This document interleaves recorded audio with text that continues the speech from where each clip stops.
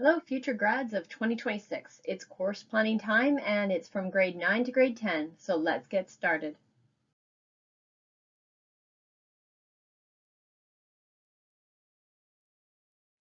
The course planning counselor's role is basically to be very neutral when it comes to recommending courses.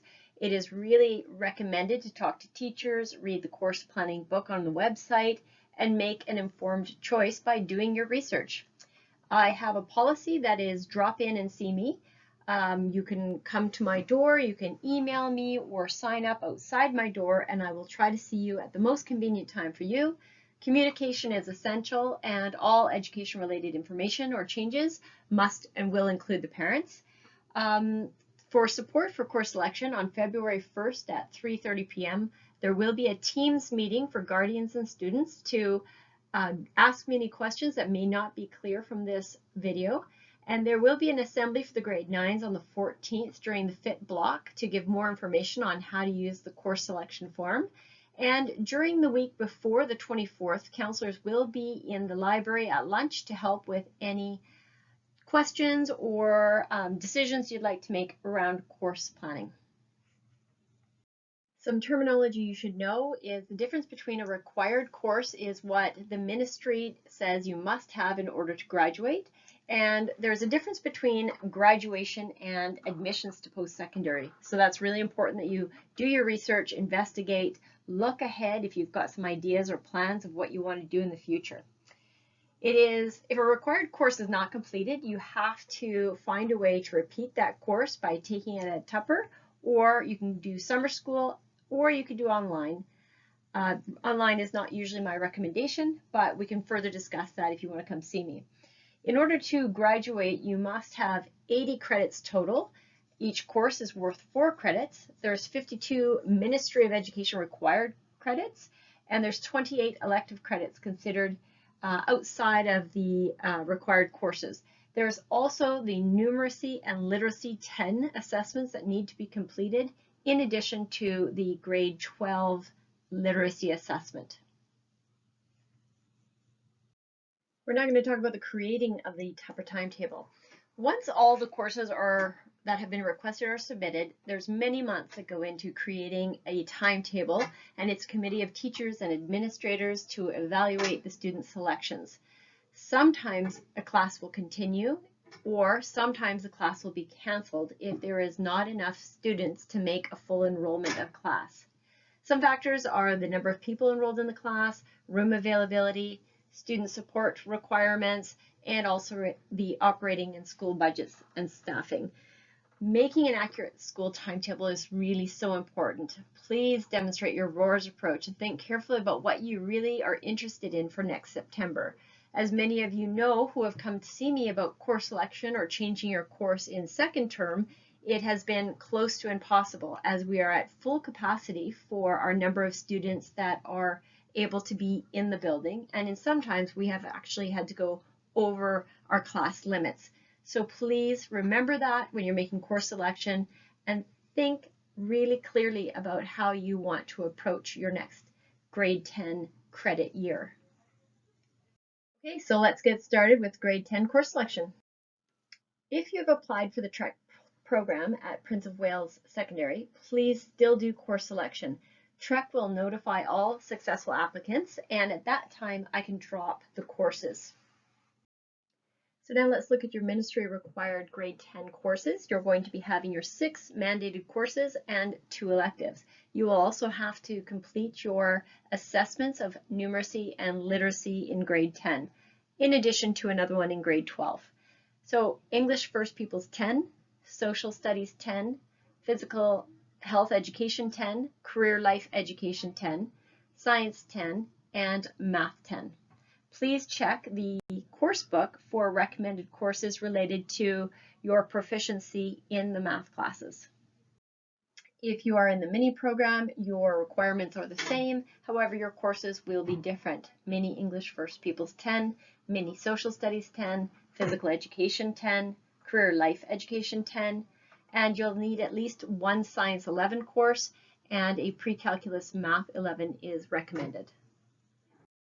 So a learning skills block is an elective and it counts for that one of two choices. If you are a student with an IEP or a parent of a student with an IEP, please feel free to consult with Ms. Rentz or your case manager, be it your TAP or LSP program teacher. They will be able to help you with what would be a good course selection for you next year. If you had a skills block in grade 9 and you'd like it again, please select it on the course selection form. If you do not want to have a skills block, then please come see me or talk to Ms. Rentz for further discussion, and do not select this option on the course selection form. If you're coming from the ELL, Literacy, the Learning Support Program, iLead program, or TAP, I still want you to fill out the course selection, but we also will be having consultation with the classroom teacher, Ms. Barron, Ms. Kwan, Mr. Kohler, or Ms. Martell for more details. Now in grade 10, there are different choices and pathways for math. If math is not a strong area for you, you might want to consider taking Workplace Math 10, which would then go to Workplace Math 11 and will satisfy the requirements for graduation. Otherwise, you will be going into the Foundations of Math and Pre-Calculus course, which would then lead off into two options of Foundations of Math 11 or the Pre-Calculus 11 course. Please check the handbook, the course selection book, for different descriptions about what these two courses offer, and of course talk to your math teacher to get more understanding. For your science options, we are going to be going into Science 10. From there, you're going to be able to branch off into environmental sciences, life sciences, chemistry, physics, or Science for Citizens 11. Again, you will need to have a Science 10 and 11 to complete graduation. Okay, we really want to look at managing elective expectations. Every effort is going to be given to you to get your first choice electives. However, in knowing that it depends if the class runs or whatever the finished timetable looks like can determine whether or not you will get that class. There also can be conflicts in where you want one class and you want another. So those sometimes are a conflict that we can't resolve. So please indicate on the alternative section at the bottom of the course form what other electives interest you. If you're unable to get an elective choice, I will try to schedule your alternative elective choice. And it's important that as a grade 10 student, you realize that you will still be in multi-grade classes. Okay, let's talk about language. A lot of times we think we need to have a language in order to go to post-secondary. You do not need a language to graduate, but what you do need is a language from you need to take either French 8, 9, and then 10 and 11 to go to UBC SFU, but not to go to UVic. Or you could take a Spanish 10 and 11 or a Japanese 10 and 11. Again, that is for students that want to go from high school directly to university. If you choose to go to post-secondary college, then you do not require a language component. At this time, the University of Victoria does not require a language for admissions. At Tupper, there are a lot of fine arts elective selections. There's art, ceramics, photography, photographic arts. Tupper offers a lot of fine arts electives. We have art, ceramics, graphic arts, photography, a band, different advanced band, jazz band. We have choir, there's guitar, there's drama, dance, yearbook, and film and TV. Please check the course selection book for further details about each course. There are also a lot of applied skills electives: foods, textiles, woodworking, drafting, technological studies, computing studies, business classes, and marketing and entrepreneurship.